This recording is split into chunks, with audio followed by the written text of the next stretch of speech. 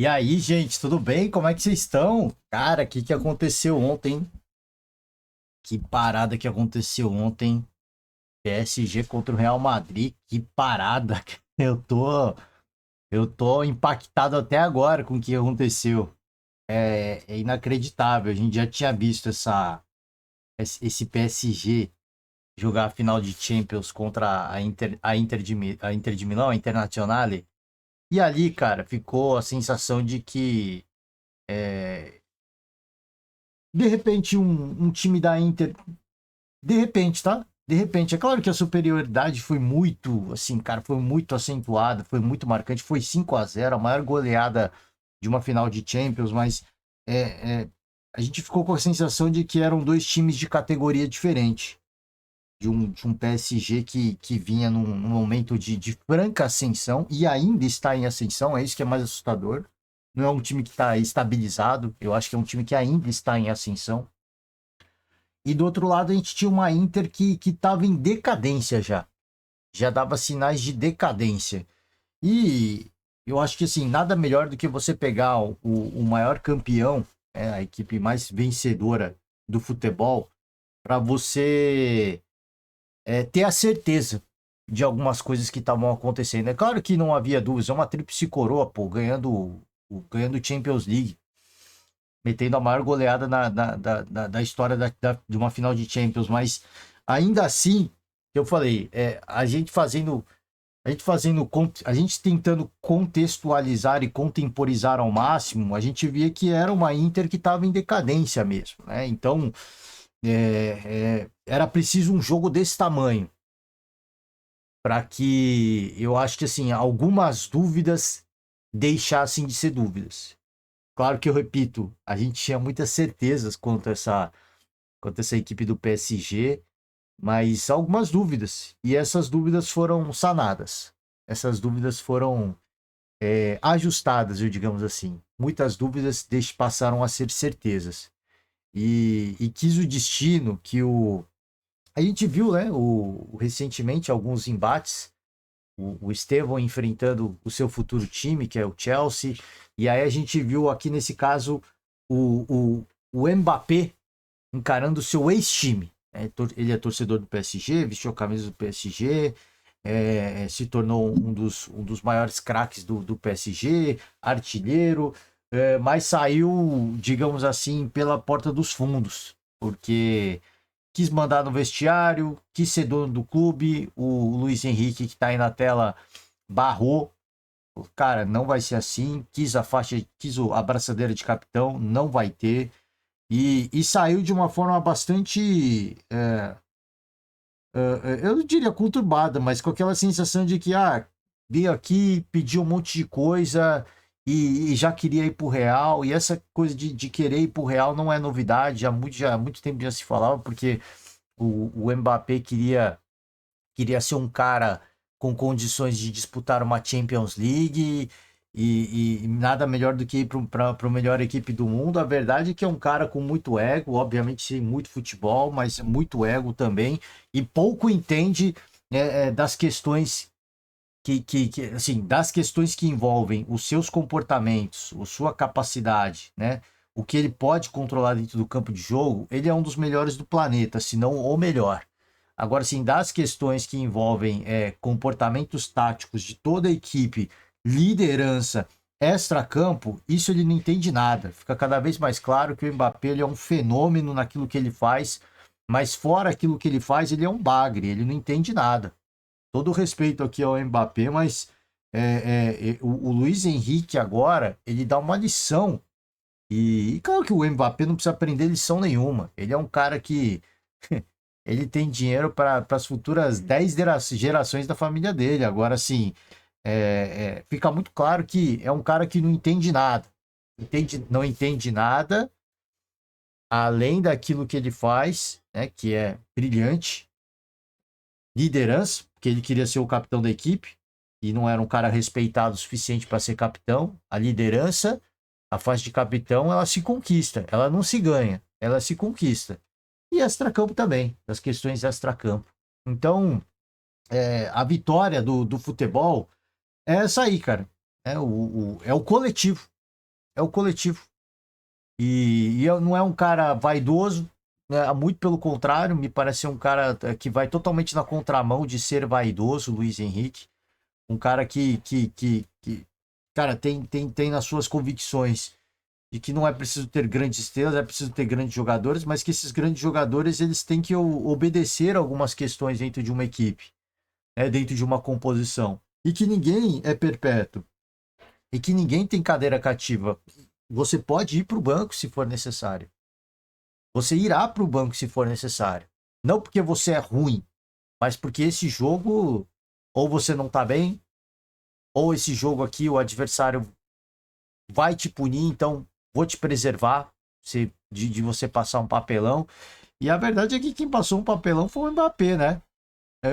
A imprensa, a imprensa espanhola tá pegando no pé do Vini. Eu vou até trazer uma notícia aqui, mas a imprensa espanhola tinha que pegar no pé de tantas outras pessoas. Asensio, que é um dos piores jogadores da Copa, tinha que pegar no pé do Rudiger, um dos jogadores lendários aí do futebol mundial, cometeu uma gafe que a gente não vê, a gente raramente vê acontecer até na várzea, né? E aí os caras escolhem o Vini Júnior para pegar no pé. É assim, cara. É assim. Eu já falei, eu já tinha falado isso no passado. O futebol espanhol não merece o Vinícius Júnior. Eu não sei o que o Vini tá fazendo lá ainda. É assim, o futebol tem memória curta. E o Vini ele é um cara que ele vai ser pego para ser considerado vilão em qualquer situação. Qualquer oportunidade, ele vai ser escolhido como vilão. E nessa partida especial, os vilões foram outros, não foi Vinícius Júnior. E o Mbappé é um dos vilões também. Ah, tá saindo de uma gastroenterite agora, ele tava mal, foi hospitalizado. Entendo. Mas se o Xabi Alonso colocou ele para jogar, é porque na teoria ele tá com 100% de condições, não? Eu acho, pelo menos. Eu acho. E pouco fez também, pouco agregou. De tantas coisas que a gente ouviu no pré-jogo, dos embates, né? Da confusão, das polêmicas. Eu esperava um Mbappé muito mais participativo, muito mais intenso, um cara muito mais vidrado, muito mais alucinado pro game, e a gente viu totalmente o contrário. Claro que você via que ele era um dos caras mais interessados em fazer algo diferente, mas nessa fome de fazer algo diferente, cometeu muitos erros também, né? Cometeu muitos erros, muita afobação. E uma equipe de futebol não é feita disso, não é feita de egos, ela é feita de talentos, obviamente. E como eu falei, o Mbappé ele é um fenômeno. Naquilo que ele faz, na posição dele, ele é um fenômeno. Só que se ele não trabalhar em conjunto, que ter os seus comportamentos e a sua disciplina tática no setor ofensivo, onde ele é um fenômeno, mas também no setor defensivo, cara, é isso. Ele pode ser campeão do mundo hoje. E ele é um campeão do mundo. Isso nunca ninguém vai tirar dele. Mas para certas situações, para certas equipes, para certas composições, ele jamais vai ser um cara maior que uma equipe, que um elenco. Aquele elenco da França campeão do mundo, ele não era maior que a equipe. Ele era um fenômeno daquela equipe, mas ele não era o maior daquela equipe. O maior daquela equipe não era ninguém, aliás, era o conjunto, né? Aquele conjunto era. E olha, me arrisco a dizer, a gente fica falando dos novos craques franceses, e um deles é o Désiré Doué, que é um fenômeno do PSG, mas eu não sei não, viu? Eu não sei se vai dar certo ele com o Mbappé, com outras composições. Porque é preciso o conjunto. O Doué, ele é um cara, ele é um cracaço de bola, mas é preciso o conjunto, né?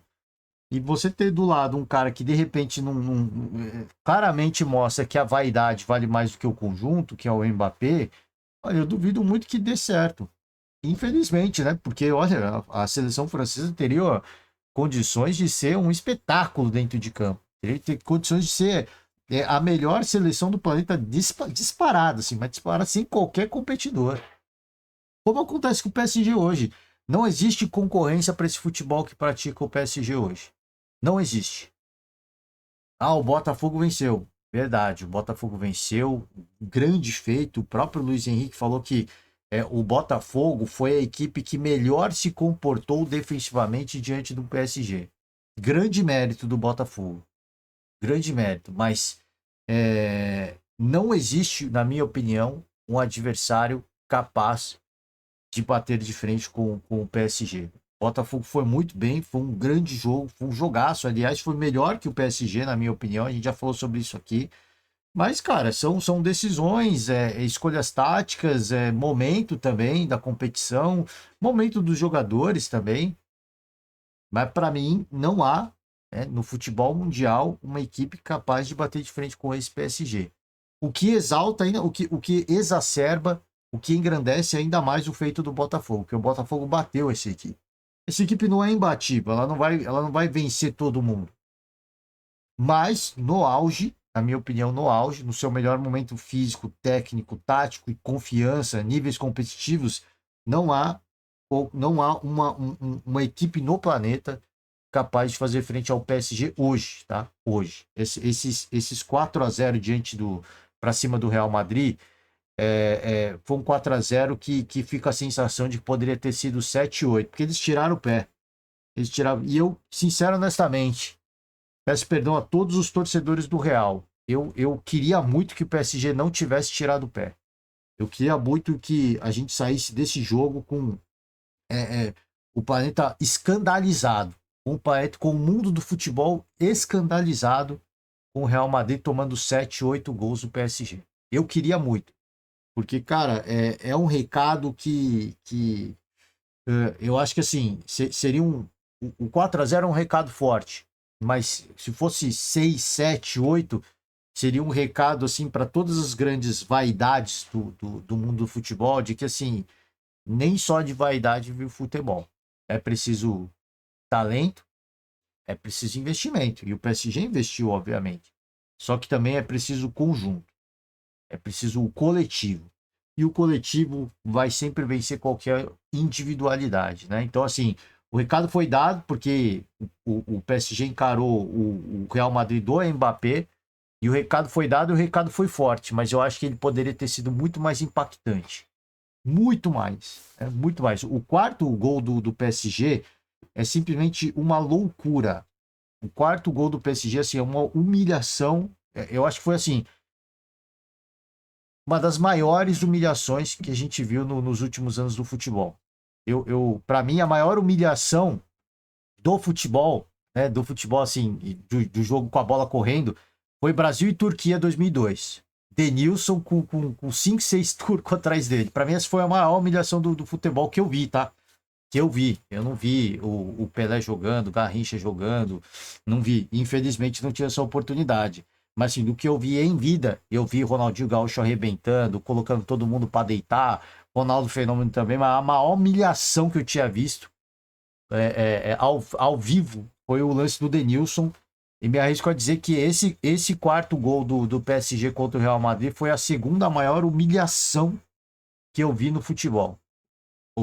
Eu vi ao vivo, né? Ao vivo, não vendo vídeos do passado. Mas ao vivo, acho que foi a segunda maior humilhação que eu vi assim no mundo do futebol. A primeira segue sendo o Denilson com 5, 6 turcos atrás dele, né? Foi uma loucura. E os caras ainda fizeram falta no Denilson. É bizarro. Mas essa aí, esse quarto gol do PSG foi uma verdadeira humilhação, assim. Foi de ponta a ponta o DNA da humilhação. Enfim, PSG, sem sombra de dúvidas, finalista, sem nenhum, cara, sem nenhuma ressalva, sem nenhuma aspa, sem nenhum parênteses, finalista da Copa do Mundo.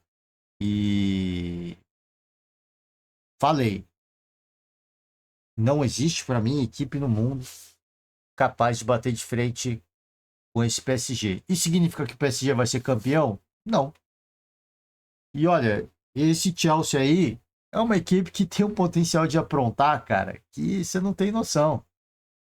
Né? Você não tem noção do que é capaz essa equipe do Chelsea. Então, eu não estou querendo dizer que o PSG já é campeão, muito pelo contrário. Mas se as duas equipes se enfrentar no auge físico, técnico, tático, eu acho que não tem condição. Não tem jogo.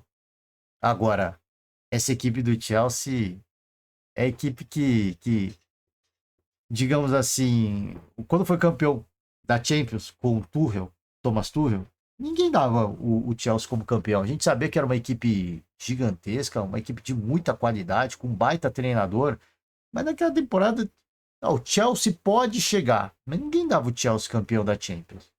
E os caras foram lá e venceram. Então, é aquela coisa. Às vezes tem alguém comendo pelas beiradas e ele espera só esse momento para brilhar. Então, acho que assim, é um jogo perigoso pro PSG, ainda mais vindo de uma goleada desse tamanho, porque todo mundo já vai cravar o PSG campeão. E o Chelsea que tá comendo pelas beiradinhas ali, né, não vai. Enquanto o ego do PSG vai sendo massageado, do PSG, dos jogadores, e eles vão baixando a guarda, do outro lado, os caras vão se alimentando daquele ódio, né? De que assim, olha, estão falando que eles já são campeões. E nós só vamos entrar em campo para cumprir tabela. E do outro lado, todo mundo, já somos campeão. Vai baixando a guarda. Você vê que, cara, como o psicológico afeta.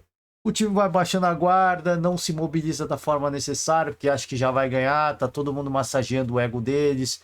Pô, só craque de bola, Luiz Henrique o melhor do planeta, e aí todo mundo fica com o ego massageado e baixa a guarda. E do outro lado, uma equipe que vai se alimentando de um ódio mortal, que é assim, cara, me aguarde. Vocês estão falando que a gente já perdeu, me aguarde.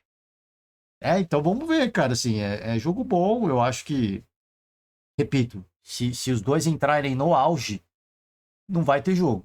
Mas eu acho que essa final vai ser marcada por esse contexto. De um PSG com um ego muito massageado e de repente entre com a guarda um pouquinho baixa. E de um Chelsea que vai entrar assim com uma mobilização para esse jogo que vai ser de maluco. Eu acho que pode ter esse contexto. O outro contexto, eu acho que o PSG entra com o ego massageado sim, mas no contexto em que o Chelsea vai estar com medo. Cara, não dá para bater esses caras, eles são os melhores do planeta. A gente vai entrar para cumprir tabela e fazer o nosso melhor. Tem esses dois cenários possíveis. Um, de uma equipe.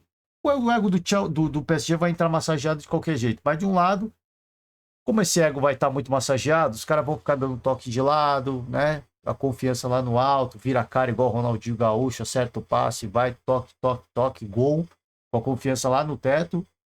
E o outro time medroso, com medo, porque, pô, estamos enfrentando o melhor equipe do momento. Então não tem como competir, não tem rivalidade. Ou não. Ou aquele outro cara, estamos muito bem, nós vamos ganhar. E do outro os caras vão entrar, tipo, animal, né? Com sangue de bicho. Com olhos de bicho, olhos de águia. Enfim, vamos aguardar, né? Vamos aguardar essa grande final. Espero que seja um grande jogo. Mas olha, o que a gente viu na tarde de ontem foi um negócio impressionante. Impressionante. Ele me deixou impactado em um nível assim que, olha, é um baita time, viu? É um baita time mesmo. Vambora, vai. Aqui, ó, que eu falei da rádio, da imprensa espanhola, né? Rádio espanhola elogiou Militão e detona Vinícius Júnior. Mas quem tem que ser detonado é o Asensio. Porque antes da merda que fez o Asensio, o goleiro belga lá, o Courtois, já tinha feito duas defesas impossíveis. Quando tava no 0-0, o Courtois fez duas defesas assim de um nível que, cara, eu achei que o Neuer tinha feito a defesa da Copa contra o Flamengo. Eu acho que o Courtois fez a defesa da Copa ali. Apesar de tomar a goleada, é uma defesa da Copa ali. É surreal as duas defesas que ele fez e depois não teve jeito. Com a cagada que fez o Asensio. Então, assim, não sei, melancólico. Pode até ter sido melancólico, mas. Agora sim. O comportamento do Mbappé, legal aí, ó. Por outro lado, o caráter do Mbappé não é o de Cristiano. O time se desfez. Os atacantes não pressionam. O PSG tem se mostrado muito confortável. A ausência de... mano, aí eu não vou arriscar a pronúncia aqui, né? Alguns nomes são difíceis. Não sei se o Vinícius Júnior está melancólico ou o quê, porque não consigo encontrar o Vinícius que era há um ano, quando ele estava alegre e feliz, desequilibrando a bola. Não, achei que estava mais pesado. Eu vi a chamada aqui, a vinheta, eu não tinha lido antes, nem ouvi, né? Peço perdão, eu não achei tão pesado assim. De verdade, isso é verdade, isso é uma verdade. Ele não tá tão feliz quanto ele estava antes. E um pouquinho afobado, acho que é um pouquinho nervoso ansioso com algumas decisões e acaba errando um pouquinho. A equipe, obviamente, não ajuda em nada. A equipe não ajuda em nada. Então, achei ok, assim. Bom, vamos embora, vamos encerrar. A janela das equipes brasileiras, né? Vamos só para fechar o podcast de hoje. Tá aqui, ó.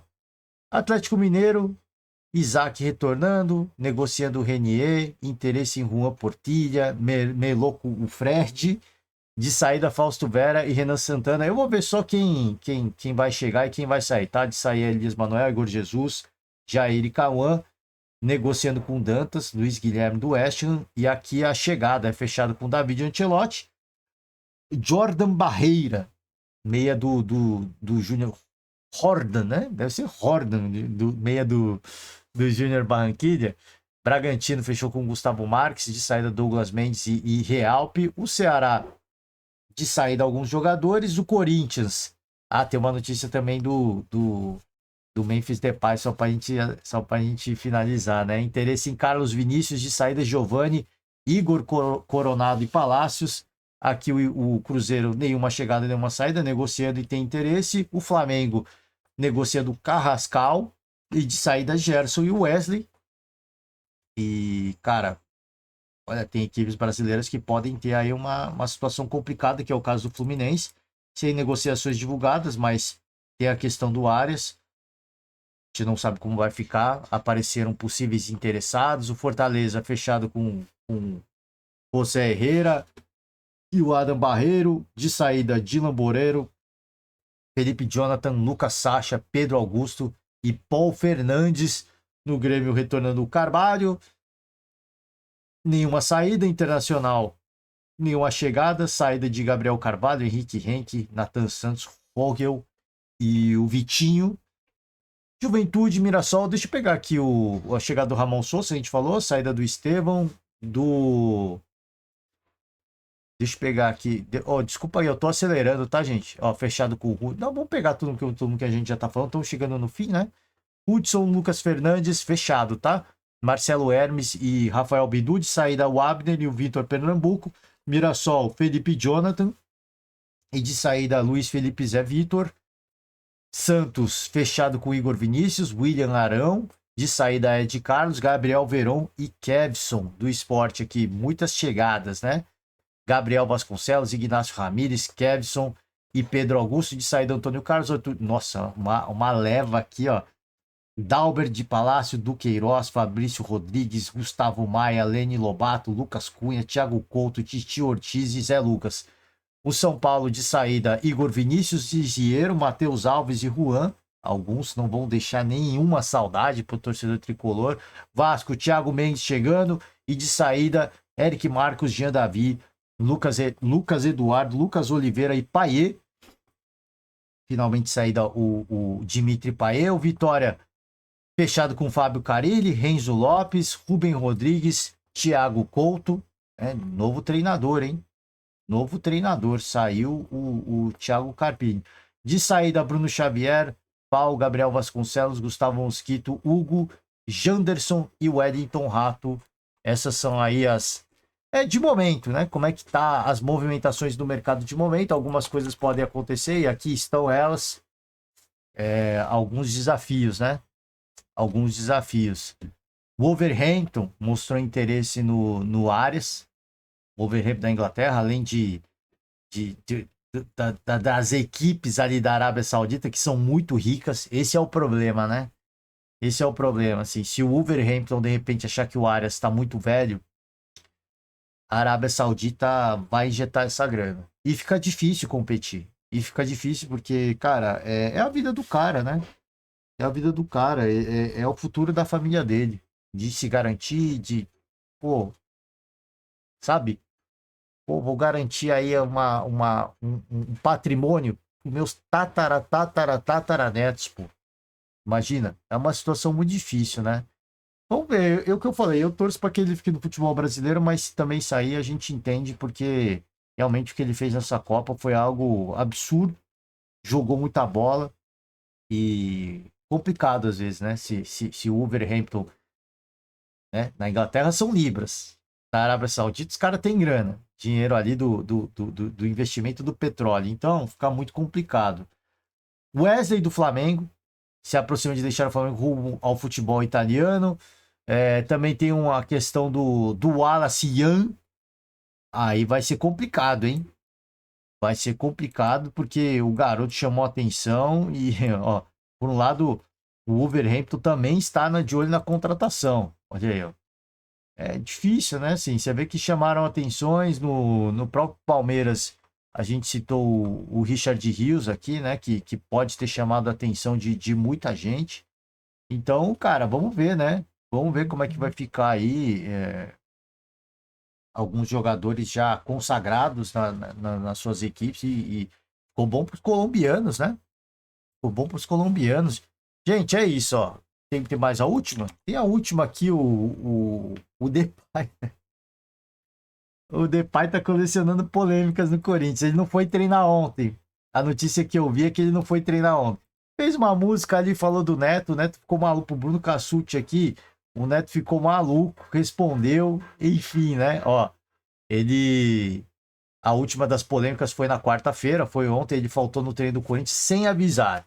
Mas cara, ele avisou, cara. Aqui eu vou discordar. Desculpa que Bruno Cassucci ou quem quer que tenha sido, quem tenha falado que ele não noticiou, ele noticiou. Ele avisou sim. Ele avisou sim. Quando ele notificou o Corinthians falando que o Corinthians estava devendo para ele, ali o empresário dele, eu não sei quem foi, acho que foi o empresário dele naquela altura, falou que, cara, se o clube não pagasse, que ele ia, né? Adotar ali as medidas de contrato, né? Alguma coisa assim. Foi algo do tipo, eu não lembro, eu lembro vagamente. Então ele notificou o clube e o clube tá devendo para ele. Então, isso aqui, cara, é o tipo de. Apesar de que causa um certo desconforto com o torcedor, e é verdade, e a gente mesmo fica incomodado pela. Eu sei que o clube deve, mas você deve também profissionalismo, né? O clube deve, você cobra na justiça. Vai cumprir o seu papel profissional. Eu acho que assim, é a ética profissional. Agora, ele avisou, né? Querendo ou não, assim, se a gente for rigoroso, ele avisou, pô, vocês estão devendo. Não pagaram tudo. Deve ainda cerca de 4,7 milhões. Então, é complicado, né? É complicado. Olha, eu não sei não se o Farpas com o Neto, né? Se o se o Memphis não jogar a bola, não jogar a bola que se espera dele, de um cara que recebe aí 3, 4 milhões por mês, vai ficar insustentável a relação dele com o torcedor. O torcedor vai perder a paciência. O torcedor é muito paciente, e especialmente com gringos, né? O torcedor é paciente, a gente em geral é assim, né? Com o treinador gringo também, mas paciência tem limite. E quando o torcedor pegar ranço, aí, meu amigo, é você encostar na bola e tome baia. E tome baia. Vai ser um negócio, vai ficar um negócio insustentável. Por isso que eu falei, ele tinha o contrato. Na época que a gente falou que ele notificou o Corinthians a dívida, eu falei, você tinha o contrato, você não tem nada a ver com isso. Quem fez o contrato, você tem que se responder por isso. Agora, você sabia muito bem onde é que você estava vindo. O Memphis sabia muito bem para onde ele estava vindo quando ele assinou com o Corinthians. Então, ele sabe que o Corinthians fez o contrato, falou que ia pagar o que ia pagar e tem que honrar os seus compromissos. Agora, ele, como jogador de futebol, ele tem outros compromissos que vão além do contrato. E ele sabia que isso ia acontecer. Então, cara, depois não dá para falar, o torcedor é muito emocionado, tô com medo de sair de casa. Não, cara, você sabia onde é que você estava vindo e você, pelas suas próprias escolhas, decidiu que, não vou treinar, porque os caras me pagam. Beleza, velho, tá correto. Eu acho que está correto, porque não honraram o compromisso com você, então não vou honrar esse compromisso. Agora você tem o compromisso com o torcedor, que aí vai além do contrato, né? Vai além do contrato. Então, não tô falando nada assim de, torcedor intimidar, que eu acho isso que eu sempre falo, isso aqui é crime. Isso eu não discuto. Torcedor ir no CT, tirar satisfação no carro. Isso para mim é crime. Isso aí eu não discuto isso. Isso para mim não entra em discussão, porque é crime. Aqui eu não vou fazer um programa policial. Eu tô falando assim, ele honrou o compromisso com o torcedor. Então, depois o torcedor vai lá no estádio, xingar no estádio, levantar a plaquinha no estádio, aí não adianta chorar que, ai, tô com medo e que não sei o quê, por isso que eu não fui treinar. Não, amigo, você tá com medo porque você mesmo criou essa situação. Você mesmo criou esse cenário e tá contribuindo para ficar ainda mais complicado, né? Essa relação com o torcedor. Enfim, vamos ver, né? Vamos ver se ele vai treinar hoje. Se ele vai treinar hoje. Amanhã a gente, se qualquer notícia, a gente vai noticiando. Ei, tchau. Vou finalizando por hoje, tá? A gente vai retomando o futebol. Tivemos rodada. Aliás, eu nem falei da rodada. Rodada não, é Copa do Nordeste. O Bahia eliminou o Fortaleza. Que momento do Fortaleza, hein? Que draga, hein? Voltou da pausa da Copa e voltou com eliminação já, tá? Na zona do rebaixamento e voltou com eliminação. A gente vai retomando o futebol. Esse final de semana vai ter rodada, então, à medida que a gente vai se readequando, né? Vamos ter que se readaptar com o futebol aí, né? Com o futebol semana sim, semana não, né? Não, meio de semana e final de semana. A gente vai ter que se readequar a essa nova rotina. É isso, gente. Muito obrigado. Já para todo mundo aí, uma ótima quinta-feira. Um forte abraço. E eu estou de volta aí, de repente, é um assunto mais light. Vamos ver se sai polêmica aí. O que vier a gente fala, tá? Beijo, abraço, até amanhã, gente. Tchau.